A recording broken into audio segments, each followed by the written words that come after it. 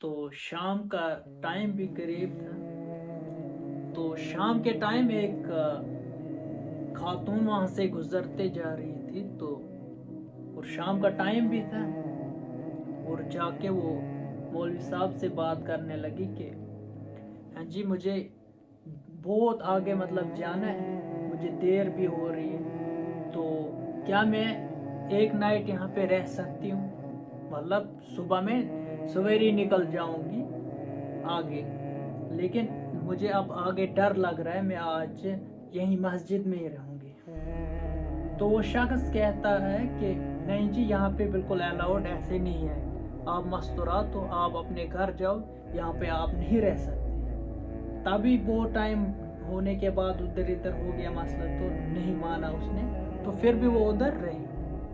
تبھی وہ جو مسجد کا وہاں امام تھا وہ اپنے ذکر میں لگا رہا. تو اب عشاء بھی پڑھ لی. تو اس کے بعد ہوتا ہے یہ کہ مولوی صاحب اس نے کھانا شانا سب کچھ کھا لیا.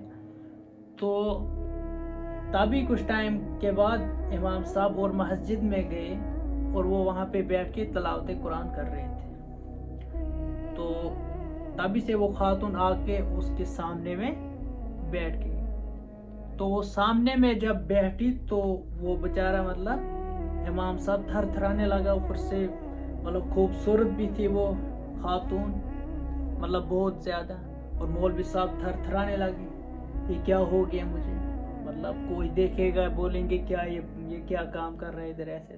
لیکن تبھی کچھ ٹائم کے بعد تو ایسی وہ اس کے سامنے بیٹھے، لیکن مولوی صاحب نے ایسے سر اٹھا کے نہیں دیکھا اس کی طرف، تو بیٹھا ہے.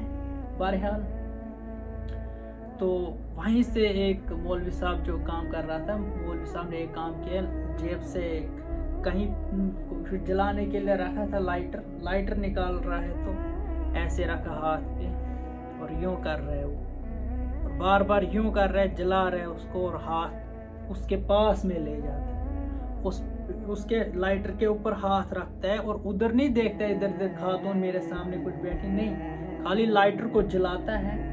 جلانے کے بعد اس پہ خالی ہاتھ رکھتا ہے، اور یہی کرتے کرتے کرتے صبح ہو گئی. اب صبح کا ٹائم بھی ہو گیا.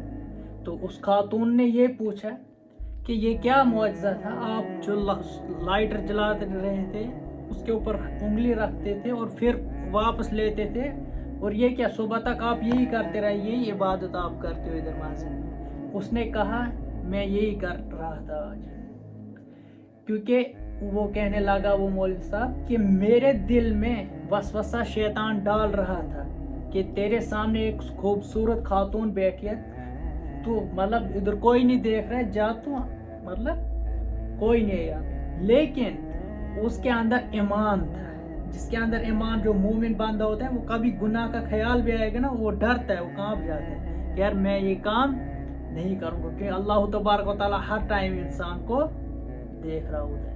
تو کچھ ٹائم گزرنے کے بعد جب وہی خاتون ویسے بول رہی تھی آپ یہ کیا کر رہے تھے، اس نے یہ جواب دیا میں جو کر رہا تھا کہ میں اس لائٹر کی وجہ سے یہ ہاتھ رکھتا تھا اور جلتا تھا، میں پیچھے لیتا تھا، کیا کل قیامت کے عالم میں اللہ تبارک و تعالیٰ کا جو دوزخ ہوگا، جو نار جہنم ہوگا، کیا میں وہ برداشت کر سکتا ہوں؟ یہ میں اپنے نفس کو بول رہا تھا، یعنی میں وہ برداشت کر سکوں گا وہ آگ، اگر میں یہ آگ برداشت کر لوں گا تو پھر وہ.